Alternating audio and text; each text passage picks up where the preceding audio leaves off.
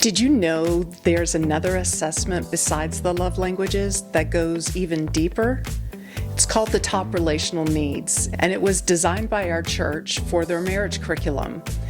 By the end of this video, you'll have an assessment that will take you even deeper in understanding your spouse's needs.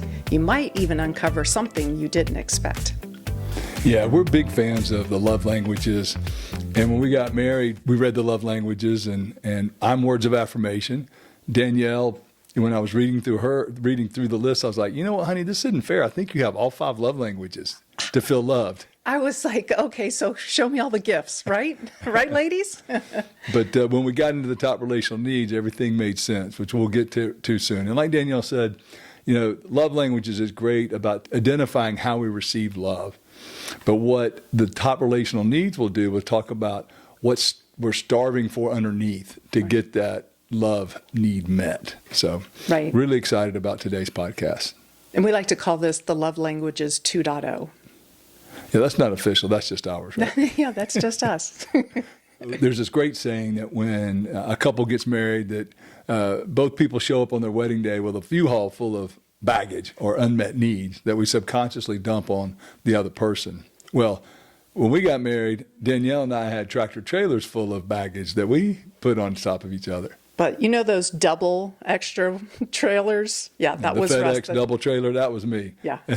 And that's true. I did have the double trailer, but she had her own trailer full of baggage. Yes, I did. So it was really important for us to learn, first of all, how to unpack that baggage without hurting each other. And so this was a great exercise that really helped us. Yes, and it's not like you go into marriage knowing, okay, I know all my needs. It's when they don't get met, right? Absolutely. When we bump up against them, that's when we realize, oh, this is really important to me. And over time, I think our desires quietly, we either don't address them or they get ignored, and then those turn into demands. Yeah, and I think sometimes right when we get married, we have certain things that if they don't get met, you know, they come across as demands and not desires. But, you know, those that kind of happen over time as well. Yeah. And I love what you say. Talk about how one of the ways you kind of know when a desire is turned into a demand. Is when you get angry. You know that desire is turned into a demand. Absolutely. And we shouldn't be placing expectations on each other. We can desire, I can desire for you to do something, but I can't expect it. Yeah, and I would say you have to be careful. You know, absolutely, I think in most scenarios, there's always that, well, I expect my wife not to cheat, or spouse not to cheat on me. And that's an expectation that, but I think what Danielle's trying to say here, and I agree with her, is that we put so many subconscious expectations on our spouse that is really about us, not them, right? They may be able to meet some of those, but when they don't and we get angry, it just creates all kinds of tension that really should not be there. Right. And I think what happens with these desires can easily turn into demands. I find people will kind of retreat back and go, well, I'm just not going to share anything. And I think that leads to resentment. It's not that we still want you to share your desires, but we want you to do it in a way that can be received, as opposed to you never, you always. Right. Which makes the other person naturally defensive. Absolutely. Absolutely. And, you know, a big part of this, you know, once again, the love language is fantastic. But when you look at something, say, like for me, my love language is words of affirmation. But really what's underneath that is when I feel words of affirmation, I feel appreciated, right? Or I feel respected. And same thing, if someone had acts of service, that's the way they feel loved. Well, there's something underneath it that makes them feel not just loved, right? There's something underneath that they're feeling as well. Right. And so why don't we dive into this list? There's Absolutely. 8 top relational needs, and there'll be an assessment link in the description below, so you can either follow along by opening that up, or you can just listen now as we go through them. So the first one is affection. Do I feel close to you? The next one is appreciation. Do I matter to you? The next one is attention. do you actually see me? And the reason we're smiling is because this is my top relational need, my numero uno. I see you. I see you. We'll get into more about how we address the top relational need after this. Belonging. Am I safe? Am I safe with you even when I fail? That's a good one for me really too. is. But I haven't marked that one before. Empathy. Will you come in my pain with me? Now, we're laughing about this one is because neither one of us have this as our top relational need, but throughout our marriage, I would ask Russ to enter into my pain, and what would you do? I would try to, but I did it very poorly because I would try to point out the positive so that hopefully she wouldn't feel that pain as much, but unfortunately it made it feel the pain even more because of the way I would. It felt dismissive Right. of what I was experiencing. Yeah. Although you're trying to bring me out of it. I'll also put a link in the description of a really good Brene Brown video that describes the difference between sympathy and empathy. Right. That's fantastic. And so we got married in 2004, and in 2018, Russ watched this 2-minute video by Brene Brown. And after he watched it the first time, it was on speaker, so I could hear him watching it. I hear him watch it again and again. And I'm like, Russ, what are you doing? And he goes, oh my gosh, I think I've got it. I think I understand what empathy means. It only took a 2-minute cartoon after 14 years to learn how to be empathetic. Thank you, Brene Brown. Finally, he gets it. But I was the king of at least. Whenever she would have some kind of pain, I say, yeah, but at least, and I would put some kind of positive spin on things. And it was very dismissive, even though that was not the intention. Yes, so if any of you are struggling with empathy or your spouse is, it's a good video. Encouragement. Do you believe in me? I think that's one. That's a big one for me. Yeah. Do you believe in me? I do believe in you. Kind of ties into the words of affirmation, right? Yeah. Respect. Do you value who I am? That's another big one for me. But a lot of people, respect is important to them, but understanding what specifically you need to feel respected is important. We'll get to that in a moment. Right. And then security. Can I trust we're okay? And I think security hits on emotional security. More to that question, can I trust we're okay? Financial security. Right. Physical security. Physical security. There's different types of security. Like it's important for us to have an alarm on. Right. And that's thankfully very important to both of us. Different types of security. So love languages, you might have acts of service, but the underlying top relational need might be appreciation or respect. Correct. And that's why this list is so important, because the needs go deeper than the delivery method of the love languages. While we went through that list, which of the 8 made you feel something? Because attention was big for me. Yeah. I mean, it just blaring number 1. And guess what? But in this assessment, you'll be able to rank them, and then your spouse will also rank the list of importance. My number 1, his number 8. So that will happen. Just like in love languages, you may not match with your spouse. And I think that makes it harder. Right. And it requires, guess what? More intention Right. to actually love them how they want to be loved, because we all naturally love our spouse the way we want to be loved. Exactly. Right? Which sometimes often is not the case, does not work. When we Right. try to love them the way we want to be loved, and we don't understand, why do they not feel loved? I don't get it.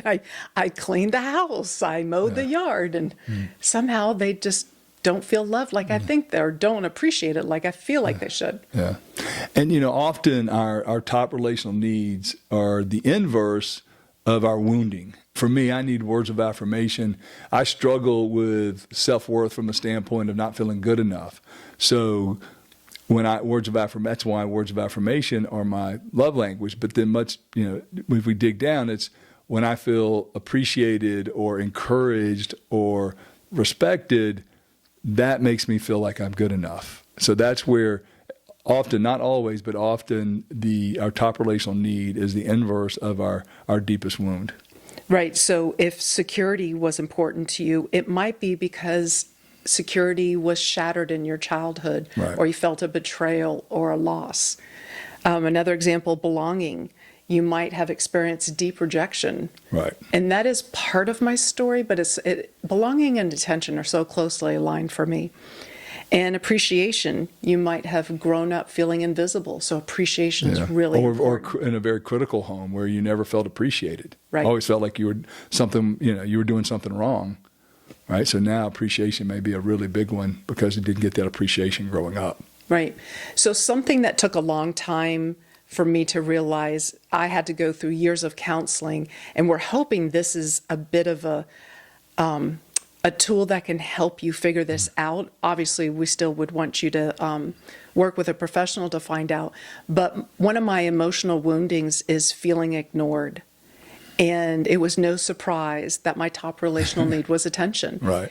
But it's specific kind of attention. It's not the kind where I walk into a room and everybody's like, hey, Danielle. I'm like, no, that is not the type of attention I'm looking for. And in this assessment, there's questions. Once you've ranked your relational needs, there's questions that help you dive deeper on why is that specific relational need important. And what you need to feel that need met. So one of the most important parts of this process is once you rank them, right, and you really just take your top 2 or 3 and then communicate to your spouse, here are the specific things I need to feel respected or to feel appreciated, or this is a specific, if security is number 1, this is the specific things I need to feel secure. Once again, as Danielle said, it could be emotional security, it could be physical, financial. That is one of the most important parts of this. Once you identify what your top relational needs are, especially those top 1, 2, or 3, is to coach them on specifically what you need to get them met. That's probably one of the most important parts, because people say, I just need respect. Yeah. Well, what does that mean? And so I loved when Danielle figured out hers was attention. I said, well, okay, what specifically do you need to feel attention? And she goes, I need you to, she thought about it, and then she said, I need you to enter my world. And I'm like, okay, well, what does it mean to enter your world? What does it mean to enter your world? And then she thought about it, and she goes, I need you to ask me a lot of curious questions. And then I said, can you give me some example of the type of curious questions? Really getting that granular and that specific is so, so important. If you've known us or you've heard the videos, I have a tendency to not share a lot of detail because I think somebody's not interested, whereas Russ shares, I think, too much detail sometimes. So when I can come in from CrossFit and he'll say, hey, how was it? I'll be like, fine. And I think if that person is interested, they'll ask me more questions. And if I don't ask you more questions, it's not going to be a good evening. Well, early on. Exactly, early on. But my makeup is to not naturally share more unless the person's asking for it. And so Russ would inevitably get in trouble because early on I'd be like, oh, it was fine. And there was no follow-up or no follow-through questions. So I was like, okay, well, I guess he really doesn't care. How did that make you feel, Annie? I felt ignored. I needed more attention. Yes. And so it was helped us so much when I learned to ask curious questions. Yeah. And just FYI, that feels really vulnerable to share. Sure. And say, I need you to ask me more questions. And I think that's part of the reason why we don't dive deeper on the love languages or these top relational needs is it requires in me to ask for what I hope for, right. What I wish for. Right. And hopefully keep it a desire and not slowly make it a demand by me becoming angry because you didn't ask follow-through questions. Exactly. Okay, so when you open up the link, you're going to see the assessment, and on the second tab, there's instructions in case you need a review of how this works. But the 8 top relational needs will be listed. There'll be questions in the middle, and then we want you to separately rank them. You're on your own, 1 through 8, and then your spouse will rank them 1 through 8 on their own, and then come together and compare. Now, when you look at this list again, you'll probably think, well, all of these are important. And yes, all of them on some level are important to us. But when your spouse does something that stings, that might be an indication of a relational need that's missing for you.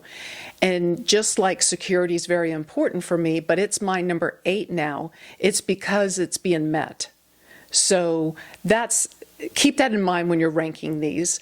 And over time, they shift, right? Some, Sure. They jump around and some get met, or some are not getting met, where we end up switching the order ranking. Yeah. So it's always good to go back and look at this. Yeah, and so when you identify those 1 through 8, take the top 3 and write specifically what you need to get that relational need met, right? What do you really specifically need to feel appreciated or respect or whatever your top needs are? Right. And after the exercise, maybe you can ask your spouse, what can I do this week that would speak to your top need?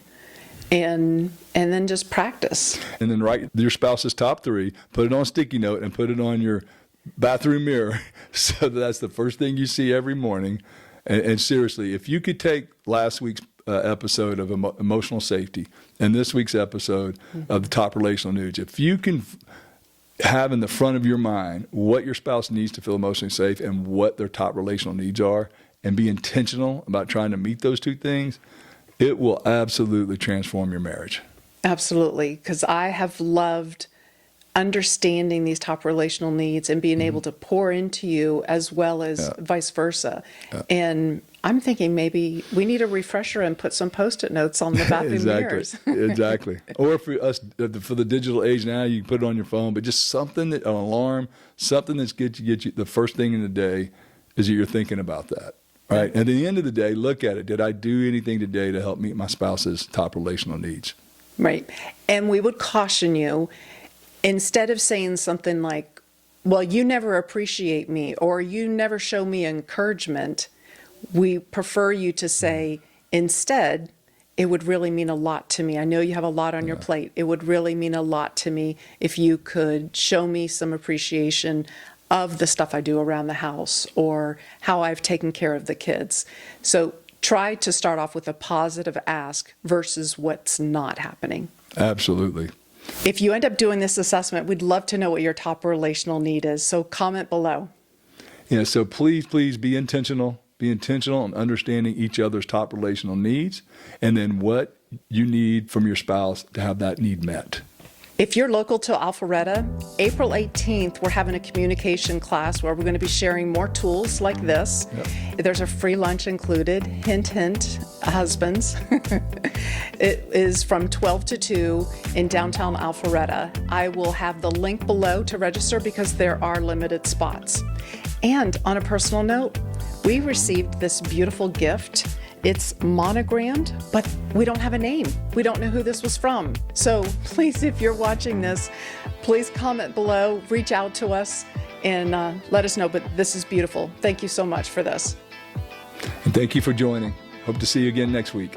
Take care. Bye-bye.